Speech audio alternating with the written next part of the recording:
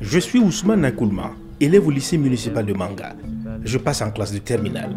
Je le dis avec fierté parce que pour beaucoup de gens qui me connaissent depuis longtemps, cela est à peine croyable.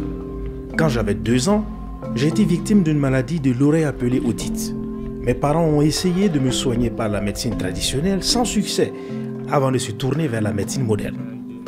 C'est en 2012, quand je devais passer le certificat d'études primaires, que j'ai commencé à avoir des difficultés à entendre. Il fallait crier, sinon je n'entendais rien. J'ai échoué à mon examen cette année-là, mais je n'ai pas baissé les bras. L'année suivante, j'ai réussi, mais avec beaucoup de difficultés. Une fois au lycée, le problème est devenu plus grave. À l'école, j'étais toujours isolé parce que je n'entendais pas bien les causeries. C'était difficile. Les choses ont commencé à changer lorsqu'en 2016, j'ai été dépisté et inscrit dans le programme Réadaptation à base communautaire dans le volet oreille saine et droit à la communication soutenu par CBM Burkina. Un spécialiste m'a examiné et j'ai bénéficié de prothèses auditives en 2017. Ce petit appareil a changé ma vie. J'entends beaucoup mieux et je suis plus épanoui. Je ne me sens plus à l'écart. J'ai retrouvé mon cercle d'amis et mes résultats sont devenus meilleurs. L'année prochaine, je vais passer l'examen du baccalauréat. J'espère être admis et pouvoir m'inscrire à l'université.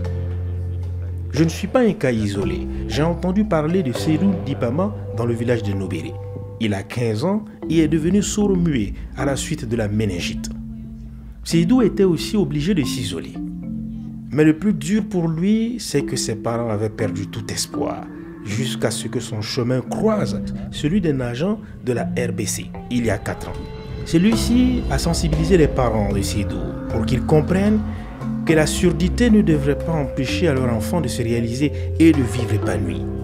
C'est ainsi qu'ils ont accepté d'inscrire Seydou à un atelier d'apprentissage en mécanique.